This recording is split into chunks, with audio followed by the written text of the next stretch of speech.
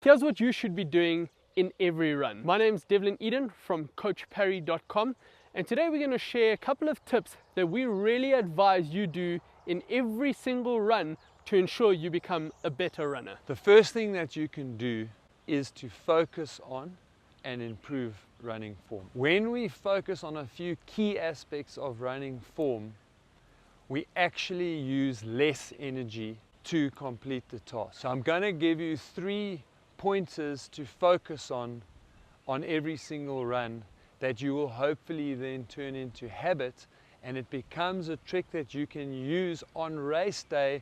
When you start to fatigue and get into bad habits, you can pull yourself back into good running habit, and that will reduce the energy required to continue running at the speed you're trying to run on race day. So the first and easiest thing to focus on in terms of running form is to picture yourself as a really tall runner, to pull yourself up into an elongated position.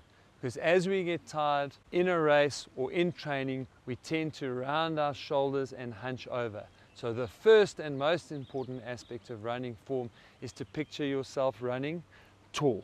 Okay, so that's really easy to picture and to put into practice. The second thing is to slightly pull the shoulders back. I always have to warn people that the danger when we pull our shoulders back is that we are also inclined to pull ourselves backwards, and we don't want that. So we want to picture ourselves being nice and tall with the shoulders slightly open, because that's going to allow you to breathe better and to get more oxygen to the working muscles where they're required. And the third thing is to try and picture your foot as a triangle, where your big toe, your little toe, and the middle of your foot is a triangle. And you want to be landing on the triangle. So almost bringing the whole foot down together. If you focus on those 3 things, being tall, shoulders slightly open, landing on that flat foot, those 3 things are going to combine to having you in a nice straight line with a slightly forward lean, and that is going to help you to use less energy to complete the run that you're doing. The next thing you want to do is understand the purpose of your training session. So what I mean by that is knowing what outcome you are trying to achieve in that run. What is the point of this training session? What I really want to dig into, or what I mean by that, is using a recovery run, for example. If you know that your program says today is a recovery run, you want to get out there and at the end of that run make sure you feel recovered. The same applies for an easy run. You'll get out, you know the program is an easy run, there's aerobic benefits to this. You should be doing that, whether it's an hour, hour and a half, whatever the duration might be. The idea is to keep that run easy enough and know that this is what the goal is, and go and do what the program says. You don't want to go and say, all right, program says an hour's easy run today. You get out there, suddenly you start feeling good, and turn that hour's run into an hour's time trial where you're just going flat out. The outcome of that run then is null and void, and you've lost the benefits of what you were trying to achieve in that session.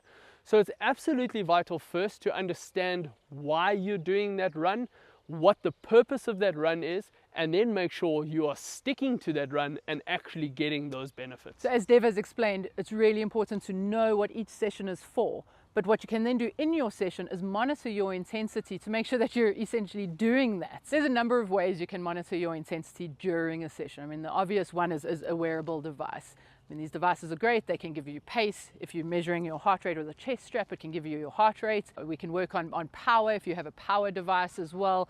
And so those are really, really effective tools that you can use to make sure that you're running easy enough, or if you're doing a higher intensity session, that you're running in the right sort of zone for that higher intensity. If you don't have wearable devices, or you're not interested in any of those sorts of metrics, one of the things that you can use is rates of perceived exertion, RPE as it's called. So a scale of 1 to 10, 1 being that you can do it all day long, you can be there the entire day, or 10 feeling like you want to die. and that is essentially the scale. In every single run, you can monitor this and see where you sort of fit in. For your easy and your long runs, you're looking at an RPE of around 2 to 4.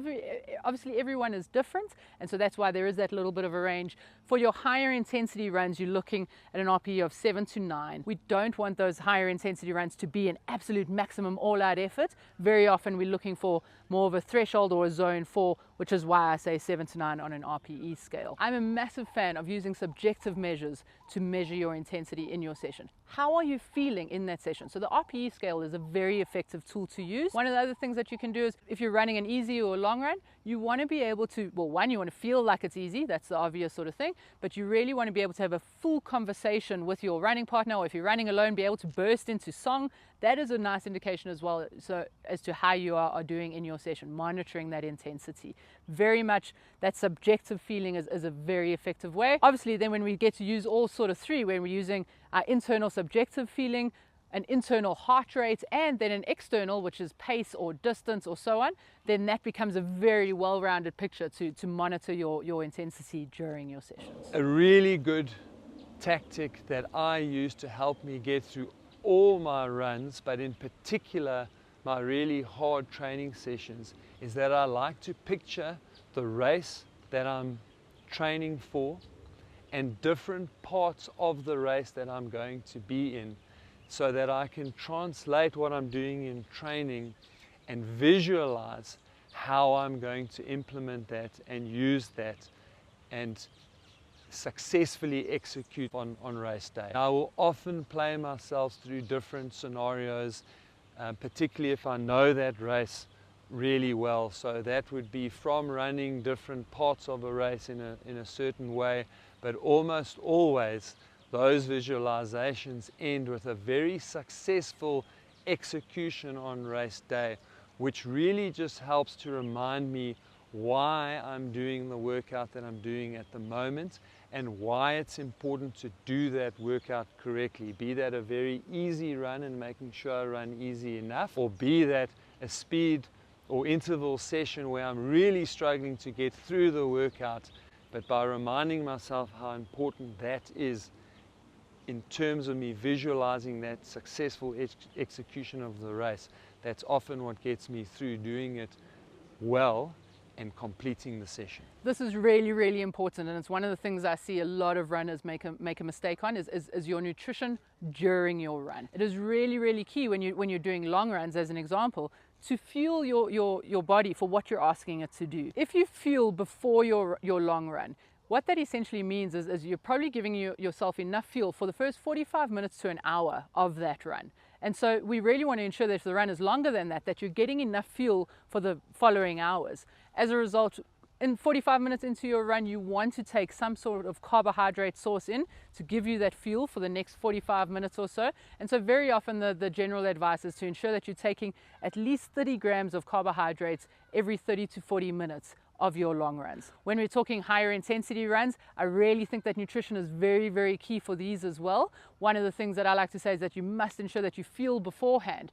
And what I often say to my athletes in your intensity runs or your heel repeats is to make sure that you perhaps take a bottle of energy juice or some sort of carbohydrate mix in a liquid form, so that you can keep sipping on that during your high intensity session, because obviously the higher intensity, the quicker we deplete our energy stores. And so that's really, really key. And also, just as a reminder, don't forget to refuel after your sessions as well. To get the best out of your training plan, it is important to have some sessions where you really do let go. The reality is that to train well and hard for anything over a really extended period of time takes a lot of emotional energy. And so in some runs, it's quite important to let go, perhaps just run with people, worry a lot less about what is going on around you, and actually think as little as possible as you can about that particular run. And I find that doing 1 or 2 runs like that in a 3 to 4 week cycle really just helps to freshen up and reduces the emotional energy that you are chewing up by focusing very singularly on a goal. Now that we've had a look at what you should be focusing on during your runs, we've also done a great video on what you should focus on to before a run to get the most out of each run, and you can click on the link on the video right now to watch that.